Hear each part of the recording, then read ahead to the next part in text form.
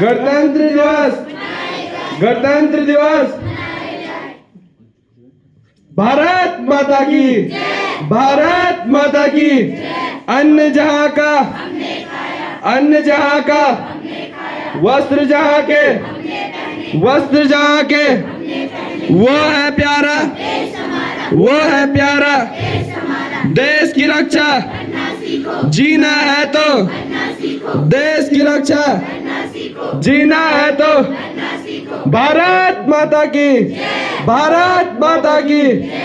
में जाने हैं, हौसले बुलंद हैं, गगन छूने वाले हैं।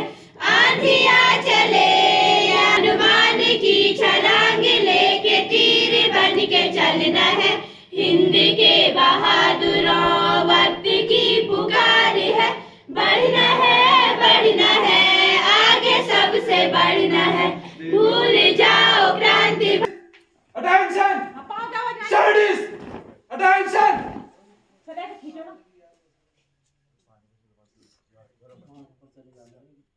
नहीं ऐसे ऐसे करके खींचो ना। हाँ ऐसे खींचो, जोर लगाओ। हल्के से हल्के से हल्के से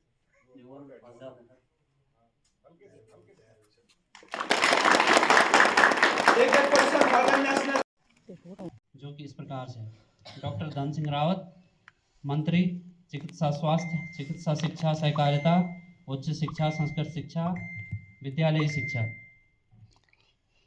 गणतंत्र दिवस संदेश।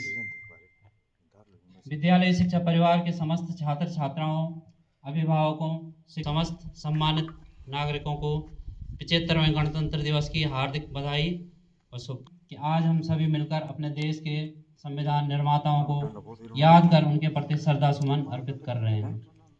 मुझे यह कहते हुए अपार हर्ष हो रहा है कि आज ही के दिन 26 जनवरी सन 1950 को संविधान सभा के सदस्यों के अथक प्रयासों से भारत का संविधान तैयार कर लागू किया गया। मैं संविधान सभा के सभी सदस्यों सहित उन सभी देशभक्तों को नमन करता हूं जिन्होंने भारत को एक संप्रभुता संपन्न देश बनाने में अपना सर्वस्व न्यौछावर किया। प्यारे छात्र छात्राओं, हमारी सरकार ने नई शिक्षा नीति 2020 लागू करके एक कुशल नागरिक तैयार करने हेतु शिक्षा के क्षेत्र में कई सुधार किए हैं, जिनमें आपके बस्ते के बोझ को कम करने, आपको अपनी पसंद के विषय चुनने तथा पढ़ने के साथ साथ व्यावसायिक कोर्स करने की भी सुविधा मिलेगी।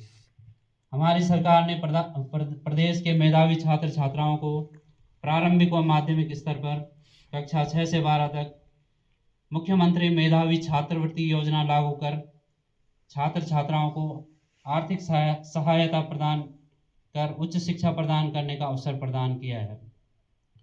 इसके अतिरिक्त बालिकाओं को प्रोत्साहन के लिए साइकिल योजना पृथक से लागू है। प्यारे छात्र छात्राओं, हमारी सरकार प्रत्येक विद्यालय को पक्का भवन, पेयजल, शौचालय, कक्षा कक्ष, प्रयोगशाला कक्ष, स्मार्ट क्लास सहित सभी सुविधाएं उपलब्ध करा रही तथा राज्य व जनपद स्तर पर पुस्तकालयों को सुदृढ़ व आधुनिक बनाकर नेताजी सुभाष चंद्र बोस छात्रावास बनाए गए हैं। जैसा कि हम लोग इस बात से विज्ञ हैं कि भारत 15 अगस्त 1947 को एक लंबे संघर्ष के बाद आज़ाद हुआ और उसके बाद समस्या ये थी जिसका मुख्य कारण किसी एक विशेष धर्म या जाति को ही बढ़ावा दिया जाए। उसके लिए बाबा साहब भीमराव अंबेडकर की अध्यक्षता में जो कमेटी गठित हुई, उसने दुनिया के तमाम मुल्कों के संविधानों का अध्ययन किया और उसमें मानवता के प्रति, मानवता के विकास में जो उपयुक्त चीजें थी उनका विश्लेषण करके उसको भारत के संविधान में पिरोने की व्यवस्था की। और इस प्रकार से 26 जनवरी 1950 को भारत का संविधान आज जब लागू हुआ तो हम एक संप्रभु राष्ट्र बन गए। संप्रभुता सोवर्जिनिटी का अपना एक महत्व होता है, यानी 26 जनवरी 1950 के बाद भारत पर किसी भी विदेशी कानून का प्रत्यक्ष या परोक्ष रूप से कोई प्रभाव नहीं रहेगा। हम अपने देश के विधान के अनुसार अपनी समस्याओं का जो है समाधान कर। We are celebrated on this day. The Constitution is the supreme lawyer. Very much thank you. आजाद आसमां में आजाद हिंद सारा खुश हो के गा रहा है। आजाद हिंद सारा खुश हो के गा रहा है।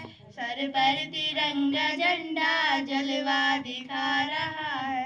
सर पर तिरंगा झंडा जलवा दिखा रहा है।